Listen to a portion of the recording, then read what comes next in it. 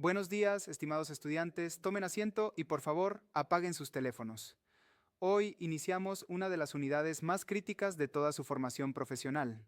Si en las unidades anteriores aprendimos a evaluar al paciente y a entender la seguridad, hoy vamos a entrar en el núcleo mismo de la supervivencia, el manejo de la vía aérea y la ventilación. Estamos en la unidad 3, contenido 1, y quiero empezar rompiendo un mito que ha matado a más pacientes en la historia de la medicina prehospitalaria que cualquier otra cosa: la confusión entre oxigenación y ventilación. Muchos de ustedes y muchos profesionales allá afuera creen que ponerle una mascarilla de oxígeno a un paciente es ventilarlo. Creen que si el monitor marca 95% de saturación, todo está bien. Permítanme decirles algo con la crudeza que la calle exige. Eso es mentira.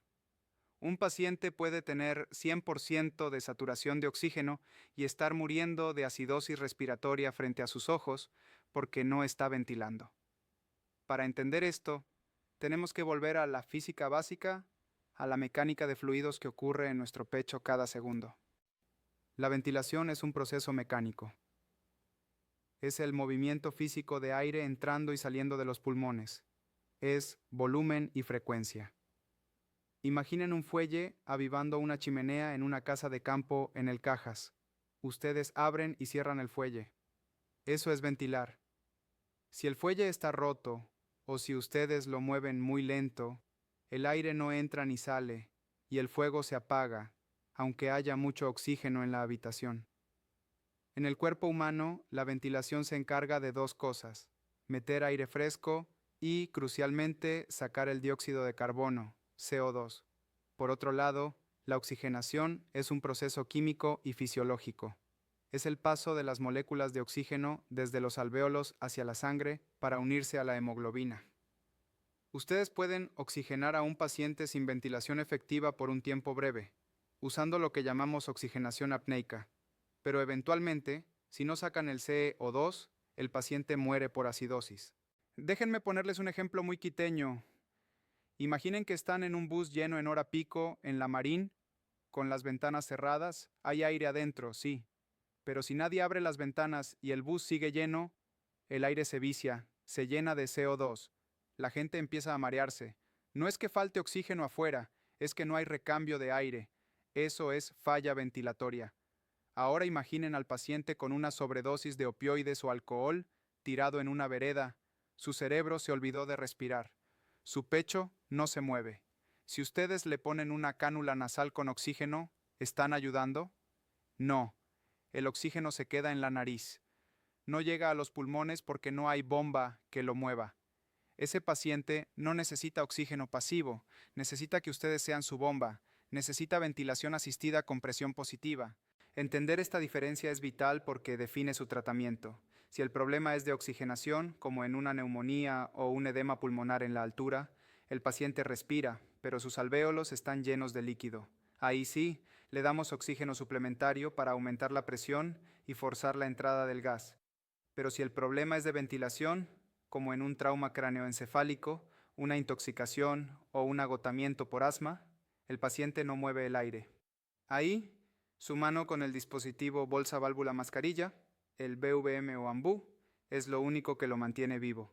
Hablemos de la anatomía, pero no de la anatomía del libro muerto, sino de la anatomía funcional que se obstruye. La vía aérea se divide en superior e inferior. La superior va desde la nariz y la boca hasta las cuerdas vocales, glotis. La inferior desde las cuerdas vocales hacia abajo, tráquea, bronquios y pulmones.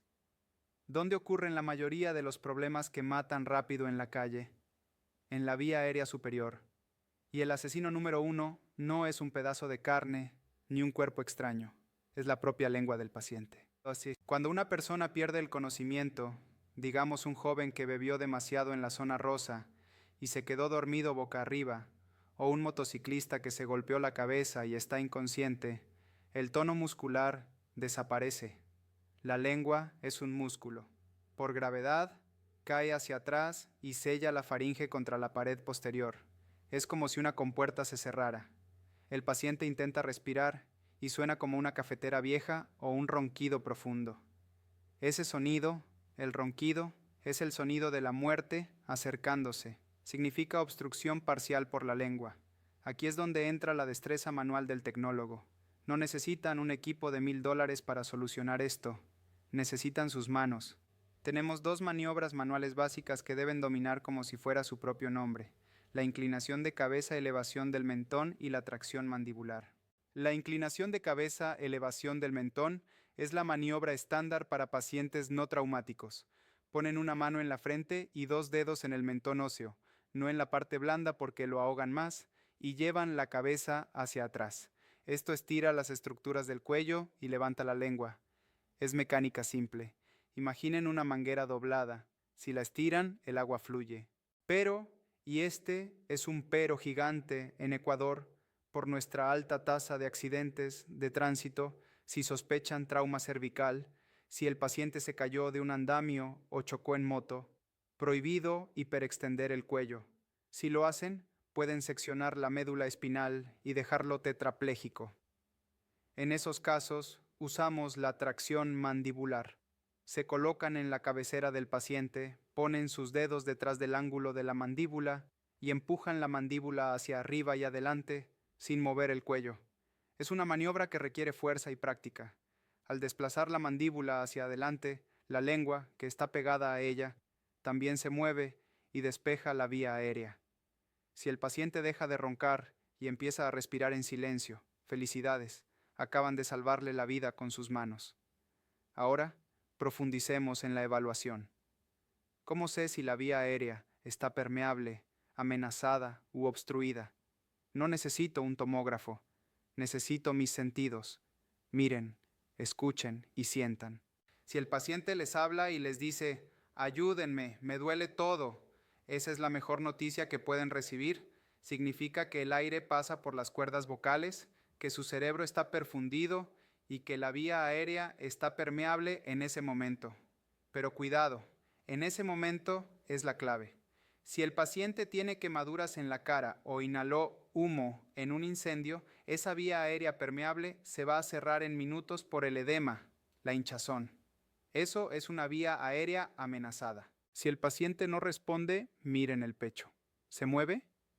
Escuchen en la boca. ¿Hay ruidos? Ya hablamos del ronquido, lengua.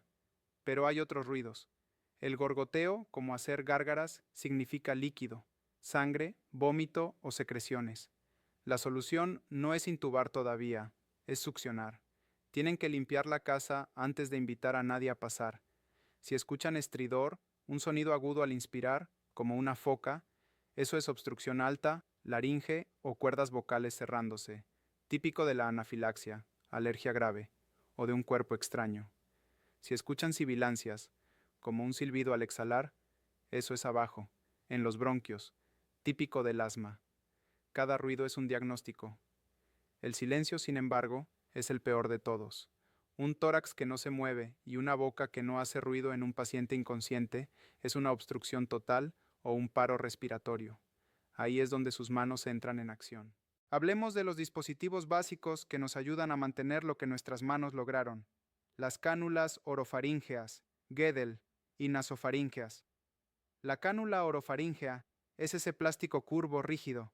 Solo, repito, solo se usa en pacientes inconscientes sin reflejo nauseoso. Si se la ponen a alguien medio despierto, le van a provocar el vómito. Y vómito en un paciente acostado boca arriba significa broncoaspiración. El vómito se va a los pulmones, causa neumonía química y muchas veces la muerte. Para medirla, van desde la comisura del labio hasta el ángulo de la mandíbula. Si es muy grande, empuja la epiglotis y cierra la vía aérea. Si es muy chica, empuja la lengua hacia atrás. La precisión importa. La cánula nasofaríngea, esa trompa de goma suave, es mucho más amable. Se puede usar en pacientes conscientes o con reflejo nauseoso. Se mide desde la punta de la nariz hasta el lóbulo de la oreja. Se lubrica bien. Si no tienen lubricante hidrosoluble, usen la propia saliva del paciente en una situación de guerra, pero nunca aceite, y se introduce por la fosa nasal derecha preferiblemente, siguiendo el piso de la nariz, no hacia arriba. Es excelente para el paciente borracho que ronca pero que escupiría una Guedel. Pero ojo, contraindicada si sospechan fractura de base de cráneo ojos de mapache, signo de Battle o trauma facial severo. No queremos meter la cánula en el cerebro a través de una fractura cribosa. Finalmente, en esta primera clase, quiero tocar un tema que vamos a ver mucho en la práctica: la succión. La succión es el mejor amigo del paramédico. Sangre, vómito, dientes rotos. Todo eso va a la vía aérea. Tienen succionadores manuales y eléctricos. La regla de oro es: no succionen por más de 10 o 15 segundos. ¿Por qué? Porque cuando succionan, no solo sacan líquido, sacan aire. Están asfixiando al paciente mientras lo limpian. Succionen al retirar la sonda, no al meterla. Y tengan cuidado con el nervio vago en el fondo de la garganta. Si lo estimulan mucho succionando a lo bruto, pueden causarle una bradicardia al paciente y pararle el corazón. Estimados estudiantes, la vía aérea es la prioridad número 1. Pueden tener el mejor medicamento para el corazón, pueden ser los mejores entablillando fracturas, pero si el paciente no puede meter aire a sus pulmones, todo lo demás es un ejercicio inútil sobre un cadáver. La vía aérea no perdona. Si la pierden, pierden al paciente. En nuestro contexto ecuatoriano, a veces los tiempos de respuesta son largos. Pueden estar en una carretera rural a 1 hora del hospital, mantener una vía aérea abierta con sus manos y una cánula básica durante 1 hora es cansado, es estresante, pero es heroico. No subestimen lo básico. A veces, la maniobra más simple, bien hecha, es la que define el resultado. Quiero que se lleven esta imagen. El cerebro humano es un órgano exigente que muere sin oxígeno en 4 a 6 minutos. Ustedes son los guardianes de ese tiempo. Cuando vean a un paciente azul, cianótico, luchando por respirar, no corran a buscar el tubo endotraqueal primero. Corran a posicionar la cabeza, a abrir la vía aérea, a aspirar y a ventilar. Lo básico salva vidas, lo avanzado solo refina el proceso. En la siguiente hora vamos a hablar de cómo ventilar activamente y cómo usar el oxígeno como un medicamento, con dosis y contraindicaciones, porque sí, el oxígeno también puede matar si se usa mal, pero por ahora quédense con la mecánica, abran la puerta para que el aire entre. Muchas gracias.